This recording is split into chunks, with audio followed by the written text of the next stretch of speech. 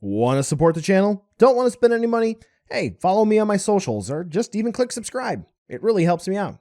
Seriously. Dragon Ball, horror, kaiju, and more. Steven Story Reviews. Hey there, collectors. It's going to be Steven here, and welcome to a review where pretty much straight off the top I can say this is my figure of the year. I don't have to wait for anything else to come out. It is going to be a review of the Metroid Dread Figma of, okay, Samus Aran. I go by Samus Aran because of Super Smash Bros. Melee.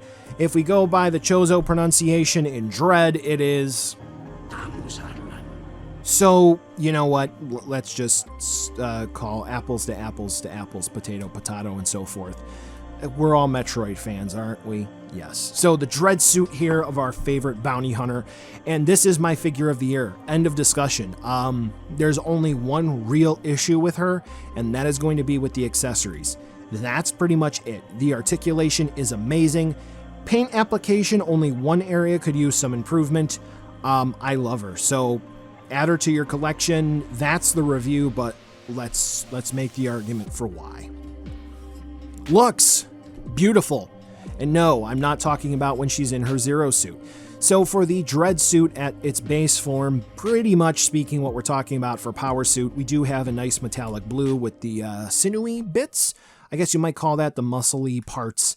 I don't really know. I'm usually a huge Metroid guy, and I know all the technical terms, but I don't know what those blue parts would be. But they have amazing blue metallic paint applications, and they blend in so thoroughly well with the whites on it.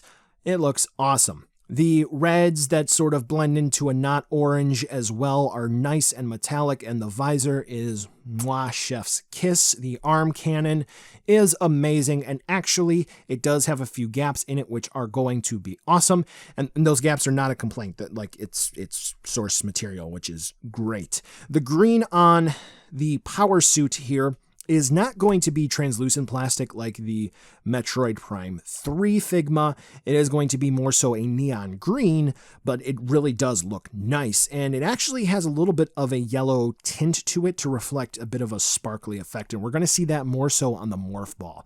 I really only noticed this under macro photography, so make of that what you will.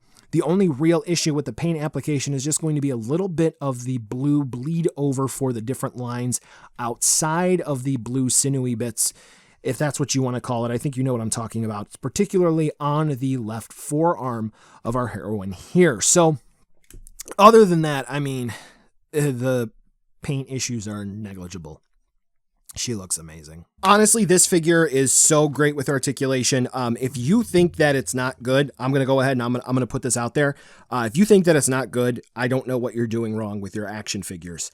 There are a couple of small points that maybe you can nitpick, but yeah, I mean, wow, I cannot believe the engineering. So admittedly, the neck could be a bit better. It's basically just going to be a single ball joint system. Effectively, she can look up about that far, down about that far, left and right. You know, it's okay. It's all right. You got to be careful of paint scrapage. You don't really want to do that. But the rest of the body is going to help you get her, the last Metroid, to look in different directions. So, shoulder pads, better than Doom Guy or Doom Slayer. Because, admittedly, though it's not much better than the like SH Figuarts Saiyans in the Goku clothing, we do actually have them on swivels that kind of move down. So that will basically free up the arms, which are on butterfly hinges. So they move forward and they move back, and then the arms plug in on ball joints. So they freely can spin around and they can rock around as needed, because as a bounty hunter, she's going to need that. We do have hinges as well, so she can raise and lower her arms with no issues, especially when we factor in that the shoulder pads can move, right? So that's great. Now, with those hinges, they do plug into the upper arm, and those do swivel by themselves. But then they did all, I mean, just look at the movement there. Both arms move the same way. Then, let me go ahead and reset this. Yeah, there we go. They included a single bicep swivel on its own. It's independent bicep swivel. So that's really, really cool. It can spin all the way around. Single hinge elbow, but taking a look at that range of movement for both arms, that's rather acceptable.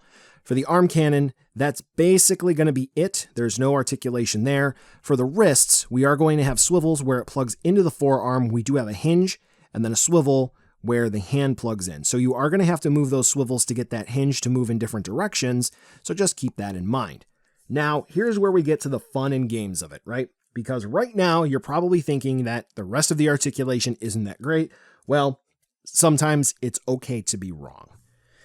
Ball joint for the ab crunch. Okay, so that's pretty good. We can spin her all the way around. Wee, wee, wee.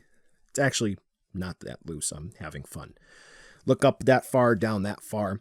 And then we get to the waist joint, which is just, it just doesn't seem right, you know? It's just kind of rocking back and forth there just a little bit, so it doesn't really move. The hips, oh no, something doesn't seem right. Oh, the instructions indicate a pull-out feature. So tell me a bit more about those hips. Tell me a bit more about that waist joint. Look at that. So admittedly, the reason that the hips don't really move that well when you have the waist joint plugged in is they collide in with the torso of the figure. So that is admittedly a bit of an issue. And once you do pop out, whoa, there are little pegs here in the pelvis that plug in to here, which, okay, so it's a little unsightly, but look at the range of movement there. And so once we do that, we can kick out about that far forward and that far back, especially when we factor in, we basically do have thigh swivels there. So for the hips, we have amazing range of movement there, right? But there's more. We do have swivels right above the knee. So you can even here make micro adjustments with the double hinge knees to get her into basically any pose you want with the legs. And yes, we do have double hinge knees. This is actually going to be one of the first Figmas that are spouting that. So you can obviously clearly see a single hinge that's right there. Where's the second hinge? It's actually hidden with this part, which is actually folding into the calf. That is really friggin' cool. Continuing on with the articulation, we do have a swivel right down here in the foot at the ankle, which does have a hinge, which allows you to move the foot forward and move the foot up. Let me go ahead and adjust that for you so you can see it a little bit better. We do have the ankle guard here, which does move. And then as well, we do have a toe hinge, allowing you to move up and down. Now, of course, this may look unsightly for some because we do have some gaps. So let me just go ahead and pop that back into place, shall we? Every figure should move this well.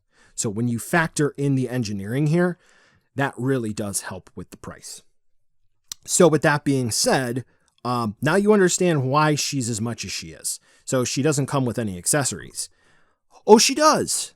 Let's talk about them. Well, what do we get? Here's going to be the fun part. We do get two alternate hands. One's going to be really splayed. One's going to be a bit more cupped. We do get the morph ball, obviously. We do get the Omega cannon, and we do get a spider magnet attachment part, which I think is actually pretty weak. We do obviously get a Figma support stand, but it's going to be the one with a bit of a bigger base. We get an alternate wrist joint, and obviously we get the stand, but we also get an attachment part for the top. All right, so for the morph ball, looks nice. Pretty much the quality control is on par with the actual figure in and of itself. The only thing of note is that though there is a hole to attach this into the Figma support arm, it is rather tight, giggity, and if you need to turn it around, I would advise you actually popping the morph ball off, be careful, and then popping it back on, meaning don't swivel it on the Figma support arm. The Omega cannon looks amazing. Only problem is that it is very hard plastic, and if this does take a shelf dive, I am more than convinced that it is going to break. I do wish that there were some points of articulation on this to recreate the cannon flaps opening and closing, but nevertheless, it looks fine. I really do like this. The spider magnet, those little pegs that are sticking out for the attachment parts for the hand and the foot are not articulated. Keep that in mind. I did hear a slight creak when I tried to do that myself. So unless I'm doing it wrong, don't try to move it. Now, with that being said, interesting in concept, poor in execution. Here's an actual demonstration video where I tried on a few metal surfaces in my kitchen. It's where I have the most metal surfaces, and you can see on my fridge, Worked rather well on my dryer, on my metal door, and on my microwave. Works not too well. She's getting ready to slip. And when we have competitor pieces like the Kyoto Reveltech stuff, the Amazing Yamaguchi, Spider-Man, I can whip him at the fridge, no issues. Whip him at my dryer, no issues. The Tamashii Nation stuff with magnets, I can do the same, no issues. And I mean literally throw. Figure joints kind of get a little cattywampus, but here, I would not risk it. So keep that in mind. I would only do this if you are 100% confident that if she falls, she will be safe. For the alternate hand parts, like I did make mention, we do get the splayed hand and the slightly cupped hand, which are going to be used for her holding the arm cannon and pulling off some sweet moves. Something to keep in mind is that the one alternate sort of splayed hand does appear like she can hold different weapons and accessories and so forth. However, keep in mind that these are going to be made of not necessarily like a super rigid, hard plastic, but hard enough to the point where I tried to get her to hold some like Mezco guns just for some fun pictures. Couldn't really get her to do that just here at the review table. Maybe with some heat I could, but I really wouldn't want to risk it. Now, with that being said, yeah, Figma support stand, extra wrist joint if you need it. Yeah, here you go. Here's a 360 spin view. The accessories are fine, rather fitting. It is just disappointing that there are no beams. And honestly, I would have been totally fine dropping the magnet parts if we could have gotten a beam, which considering there are so many neat attacks and effects and so forth that come from Dread, it would have been awesome. And I know there is formerly a Metroid, wink, wink, nudge, nudge, in Dread. It would have been nice to have one, or an X-Parasite, because unless we get a fusion suit, we're probably never going to get one. Pick up what I'm laying down here, Good Smile Company and or Max Factory. Thank you. If you do need other beam effects or effect parts, you know, I got videos to help you out. This is going to be an Obitsu effect, by the way.